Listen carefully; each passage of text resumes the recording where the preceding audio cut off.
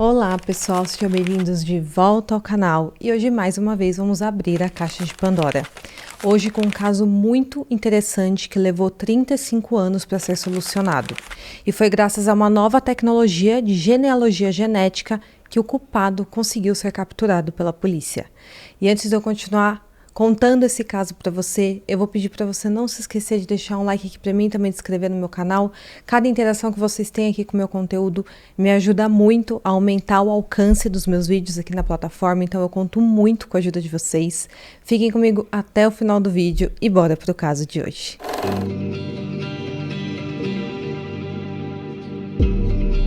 Roxane Woods nasceu em 15 de abril de 1956 na cidade de Niles, em Michigan, Estados Unidos. Ela tinha dois irmãos mais novos chamados Brad e Janet.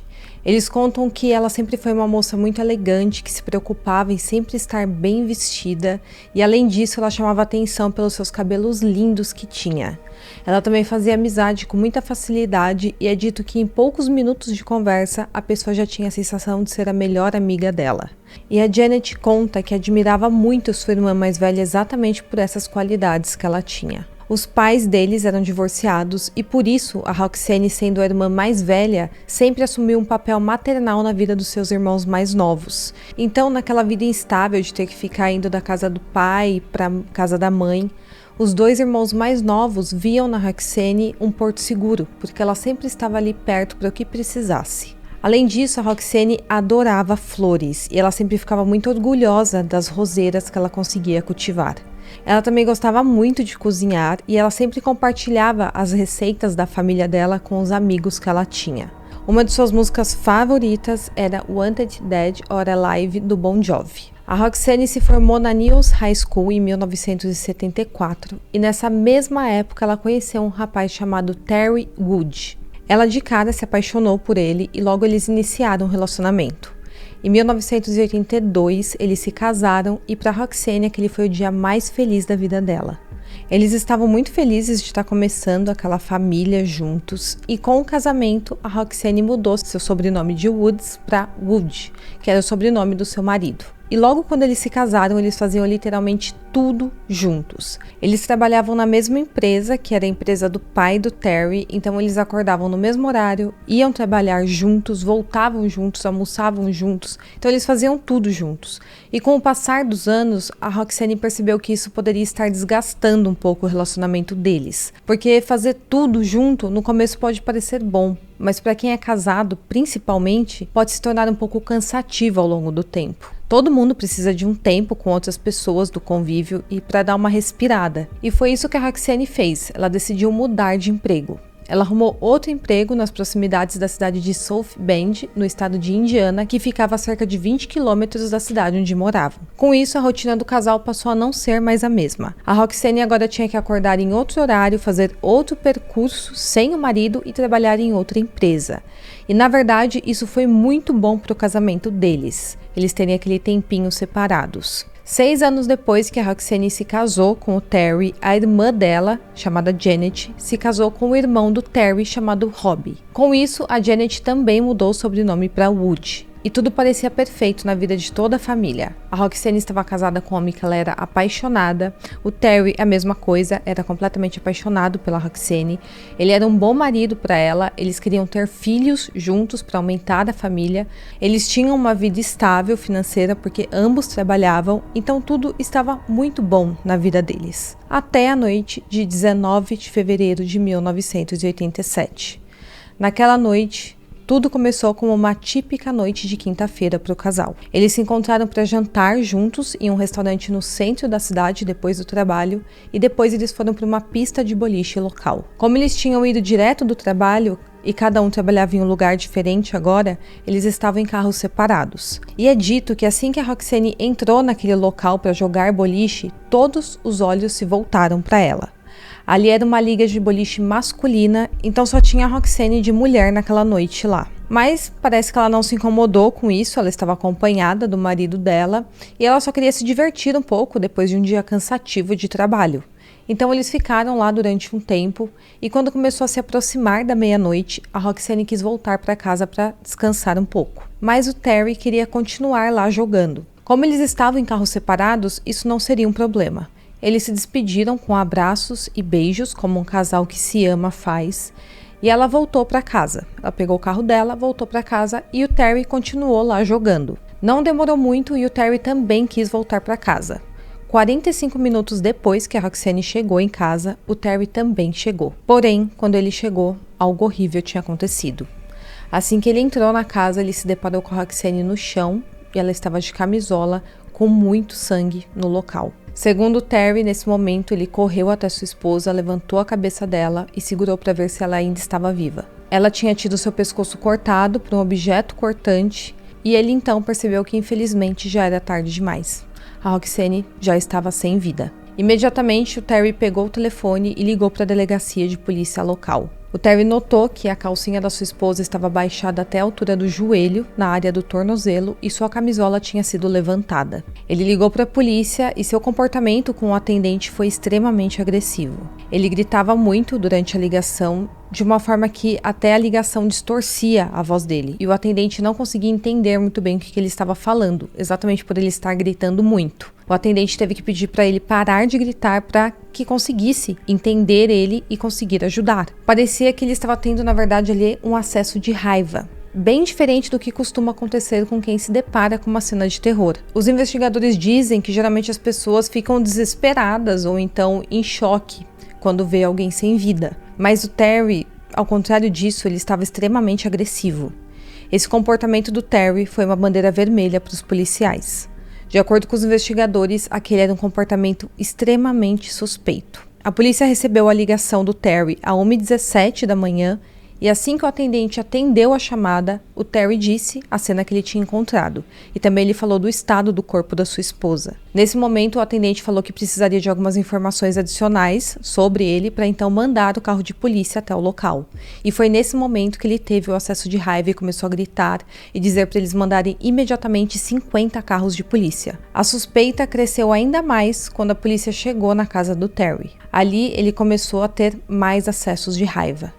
Ele gritou com os policiais e ele queria exigir alguém com uma patente mais alta para fazer o atendimento da ocorrência. Com isso, as suspeitas contra ele aumentaram ainda mais. E os policiais, com aquele comportamento, decidiram colocar ele na viatura e levar até a delegacia para um interrogatório. E logo quando chegou lá, ele pediu por um advogado.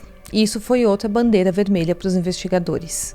E é como eu sempre falo nos vídeos, quando uma pessoa casada tem a vida tirada, principalmente uma mulher, o primeiro suspeito é o marido, e vice-versa. Então, de qualquer forma, o Terry, se não tivesse um álibi, seria um suspeito inicial e também seria o foco inicial da investigação, mas o seu comportamento chamou ainda mais a atenção dos policiais. O detetive que estava cuidando do caso, em 5 ou 10 minutos de conversa com o Terry, concluiu que ele era o culpado.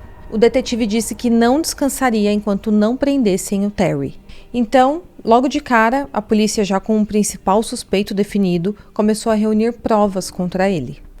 Na cena do crime não havia nenhum sinal de entrada forçada. Isso foi outra bandeira vermelha contra o Terry. Mas ele disse aos investigadores que a porta dos fundos da casa ficava sempre destrancada por causa de um problema na fechadura. Então ele falou que algum terceiro poderia ter entrado por lá sem ter arrombado a porta. Perto do corpo da Roxane foi encontrada a bainha de uma faca de cozinha. Então eles concluíram que a arma do crime tinha vindo da própria casa. E como os investigadores presumiam isso foi outra bandeira vermelha, porque um criminoso dificilmente entraria em uma casa sem antes estar armado. Além disso, o Terry disse à polícia que escorregou no sangue da Roxane quando ele tentou levantar a cabeça dela para ver se ela ainda estava viva. Mas na cena do crime é dito que não havia manchas de sangue indicando que ele realmente tinha feito aquilo. Então não tinha nenhuma marca de escorregão no sangue dela. Então essa foi outra bandeira vermelha contra o Terry. A polícia do estado de Michigan concluiu que a Roxane foi agredida, atacada sexualmente e teve sua vida tirada quando sua garganta foi cortada. A única evidência deixada no local foi uma frigideira quebrada, uma faca encontrada no freezer, sêmen e também uma mancha de sangue do lado de fora da porta dos fundos. E mesmo com todas as suspeitas contra o Terry, ainda não havia provas o suficiente contra ele e também não havia um motivo para ele fazer aquilo contra sua esposa. Todos os conhecidos, amigos e familiares do casal diziam que eles eram um casal feliz. E então os investigadores começaram a vasculhar o passado do casal em busca do potencial motivo do crime. E então eles descobriram que ambos já tinham sido infiéis ao casamento. E obviamente os ciúmes de algo assim poderia ser a motivação de um crime. Porém, como eu falei, não tinha provas ainda o suficiente contra o Terry, apenas algumas suspeitas. E a irmã da Roxane, a Janet, desde o início não acreditou nas suspeitas da polícia. Ela sempre acreditou que o Terry era inocente. Ela disse que ele poderia ser um cara com a língua afiada, que falava o que pensava, mas que ele nunca tinha demonstrado qualquer comportamento violento com a Roxane ou com qualquer outra pessoa. Ela falou que ela conhecia ele muito bem e que ele jamais faria aquilo. Os investigadores não tinham evidência suficiente para fazer a acusação formal contra o Terry e mesmo após meses investigando, a investigação não saiu do lugar. E com isso o caso acabou esfriando. Mas claro que tudo isso foi o suficiente para deixar uma nuvem de suspeita pairando sobre o Terry. Todos na cidade começaram a olhar para o Terry como se ele fosse um criminoso. E, inclusive, às vezes ele era xingado na rua ou então nos estabelecimentos onde ele entrava pela população local. Mesmo com poucas informações novas com a investigação, um DNA pôde ser extraído do sêmen encontrado na cena do crime. E essa amostra ela foi preservada. Mas em 1987, que foi na época desse crime, a tecnologia para esse tipo de análise era bem limitada. Porém, essa evidência ela nunca foi descartada. Enquanto isso, a família da Roxane nunca desistiu ou então perdeu as esperanças de ver a justiça ser feita. Com o passar dos anos, nada novo foi encontrado e o caso começou a esfriar completamente. Mas a tecnologia do DNA, em paralelo, foi evoluindo nesse meio tempo. E então, em 1999, a amostra de DNA foi enviada para o banco de dados criminal para tentar encontrar possíveis correspondências. Porém, infelizmente, nenhuma correspondência foi encontrada. Isso foi bem decepcionante, porém ainda existia a esperança de, pelo menos, comparar o DNA do Terry e saber se ele era culpado ou não. Eles então fizeram a comparação com essa tecnologia mais avançada e de fato foi comprovado que não era o DNA do Terry naquele sêmen que foi extraído da Roxane. Porém, por incrível que pareça, isso não o inocentou. Porque como a polícia já sabia que a Roxane tinha tido um caso extraconjugal, eles concluíram que ela poderia ter tido relação com outro homem de forma consensual e depois teve a vida tirada pelo próprio marido. Então, isso não eliminou o Terry como suspeita do crime. E então, os anos se passaram e nada novo foi encontrado. E aí, após mais de 3 décadas, compilando milhares de relatórios, a polícia nessa altura estava se afogando em papelada. Em 2020, um professor e um grupo de estudantes da faculdade Western Michigan University descobriram uma maneira de acelerar a investigação. A doutora Ashley Kirsten, que era professora, estava ensinando um programa que auxiliaria em casos criminais arquivados. Por anos, ela ficou em contato com o detetive Christensen, que era quem estava cuidando desse caso, para ver uma forma dos seus alunos ajudarem em casos arquivados. E o detetive avisou que ele tinha o caso da Roxane, que nunca tinha sido concluído. Com isso, os alunos dela digitalizaram cerca de 3.500 páginas de documentos acumulados desde o dia em que a Roxane teve sua vida tirada. Isso facilitaria analisar as evidências acumuladas desde a época da investigação. Por exemplo, se alguém quisesse verificar se um suspeito já tinha sido interrogado pela polícia, ao invés de ficar folheando 3.500 páginas, agora era necessário apenas dar uma busca no documento digitalizado. Na mesma época em que os alunos começaram a analisar os dados da investigação, o detetive Christensen decidiu contratar uma empresa especializada em genealogia genética. A genealogia genética é uma forma de, através do DNA, encontrar parentes de um indivíduo.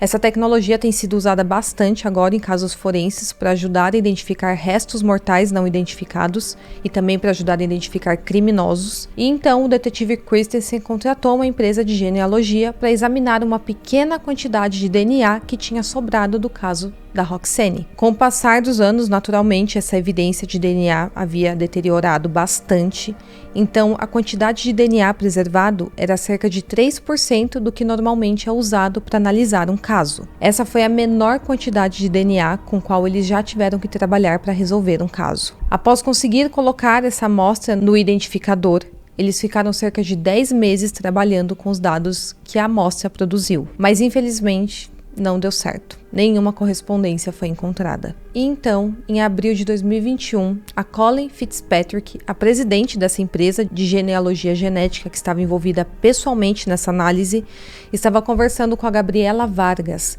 que é uma especialista também em genealogia genética. E a Gabriela pediu para fazer uma análise com essa amostra de DNA.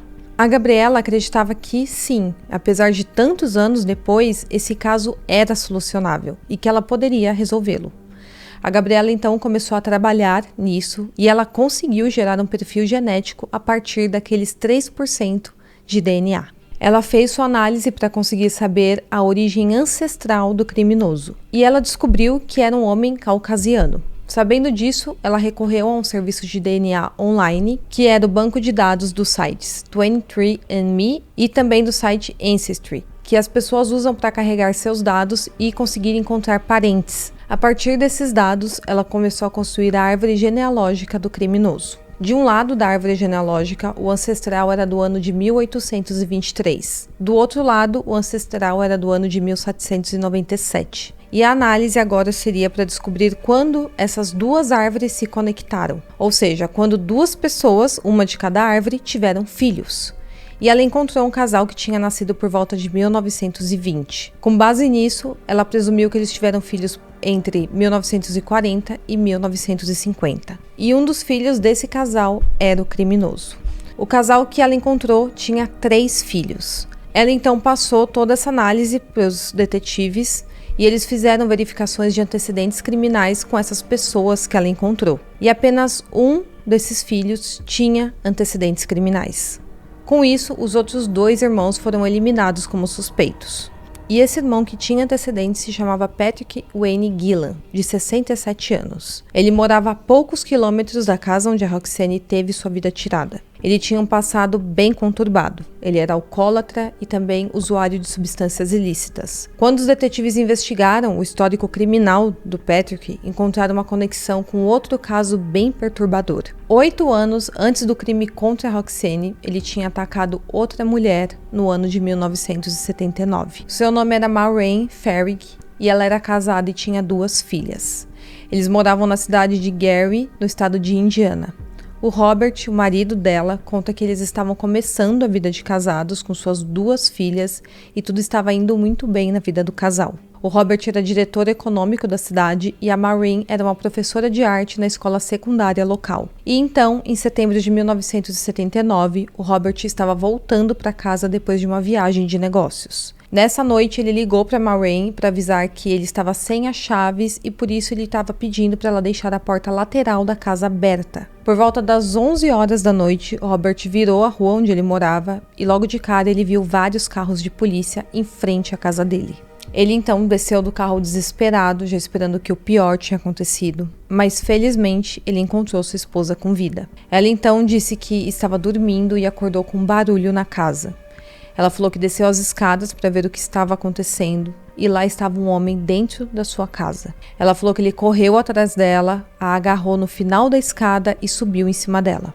Ela falou que ele tentou atacar ela sexualmente de todas as formas, mas felizmente ele não teve sucesso. Ela disse então que o homem pegou sua bolsa e fugiu do local. Ela falou também que ela evitou gritar enquanto tudo acontecia para não acordar suas filhas, para que elas não vissem aquela cena horrível. Cerca de uma semana depois, o Patrick foi parado pela polícia por uma infração de trânsito e durante essa abordagem, o policial notou alguns cartões de crédito no banco do passageiro ao lado dele. E ao verificar esses cartões, o policial viu que todos os cartões eram da Maureen. Nesse momento, o Patrick foi levado para a delegacia e foi interrogado pela polícia. Lá ele disse que tudo que se lembrava era de ter entrado naquela casa e depois disso não se lembrava de mais nada. Ele falou que ele só recobrou a sua consciência depois que ele saiu da casa e ele estava com as calças nos tornozelos. Por causa disso, ele foi acusado de roubo e também de conduta ilícita desviante. Ele se declarou culpado e foi condenado a 14 anos na prisão estadual de Indiana. O Patrick Gillan cumpriu apenas 7 anos da sua sentença de 14 anos e cerca de 4 meses após sua libertação, a Roxane Wood teve sua vida tirada. Com esse histórico, ele agora era o principal suspeito de ter feito isso com a Roxane. Mas agora, os policiais precisavam confirmar se o DNA dele batia exatamente com o DNA encontrado na cena do crime. Para isso, uma equipe de vigilância secreta ficou durante dias acompanhando os passos do Patrick, sem ele nem imaginar. Eles estavam querendo obter essa evidência de DNA. Eles viram que o Patrick era um fumante e então eles esperaram o momento certo para coletar uma bituca de cigarro que ele tinha jogado no chão.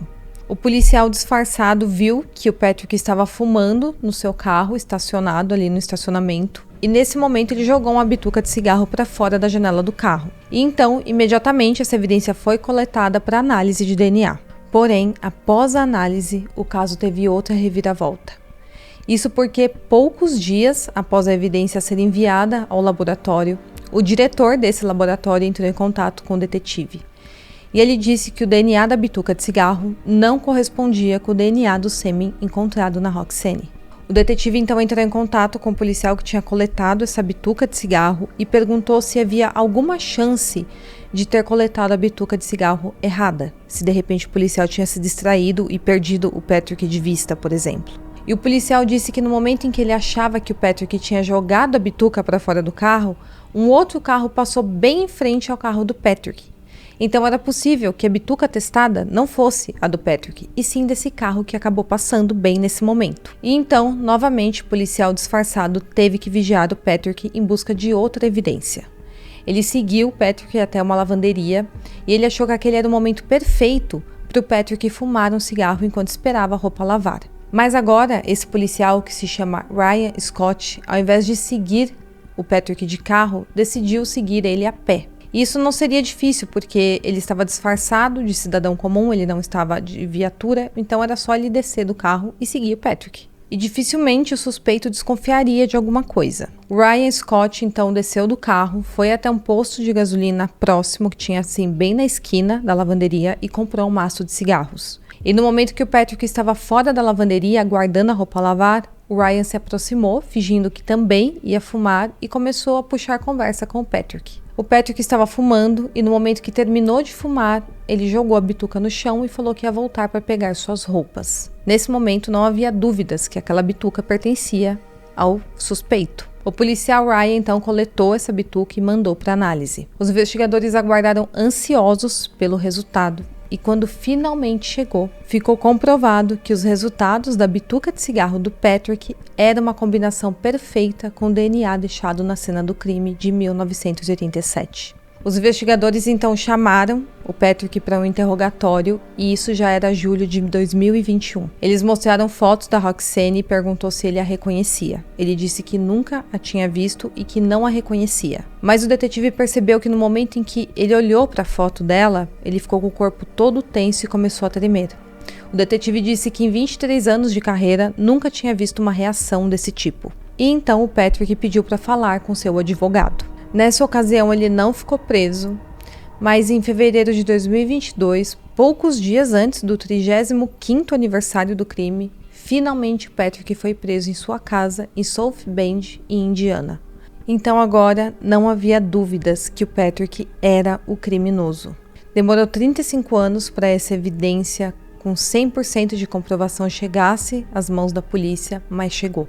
E depois disso, o detetive Christensen se encontrou cara a cara com o homem que viveu 3 décadas e meia sendo suspeito de ter tirado a vida da própria esposa, que era o Terry Wood. O detetive se sentou com o Terry e disse que ele não era mais o suspeito, porque o verdadeiro criminoso tinha finalmente sido encontrado. O Terry, nesse momento, ficou muito emocionado e começou a chorar bastante. E finalmente esse peso foi tirado das costas dele. Enquanto isso, os investigadores interrogaram o Patrick por 5 horas e meia em uma delegacia de polícia em South Bend. E ele apenas dizia: "Eu não me lembro de ter feito isso. Apenas um monstro faria isso." Os investigadores perguntaram então como o DNA dele tinha sido encontrado na cena do crime, já que ele não tinha estado lá. E ele simplesmente disse que não sabia. Mas não precisava de uma confissão, já que o seu DNA foi encontrado na cena do crime e comprovado. Ele então foi preso e acusado de homicídio em 2º grau. Embora o Patrick tenha insistido com os investigadores que ele não se lembrava de ter tirado a vida da Roxane durante os seus primeiros interrogatórios com a polícia, em abril de 2022, agora no tribunal, ele não contestou a sua acusação. Ele apenas se desculpou e disse que não acreditava que tinha feito o que fez. O juiz então sentenciou Patrick, que tinha 67 anos nessa época, a um mínimo de 23 anos de prisão. E finalmente o Terry foi inocentado e o verdadeiro criminoso foi encontrado.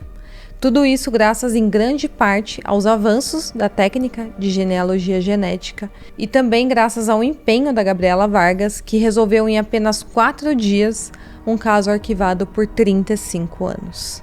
Bom, pessoal, então esse é o caso de hoje. Espero muito que vocês tenham gostado. Não esqueça de curtir, de se inscrever no meu canal e até o próximo caso.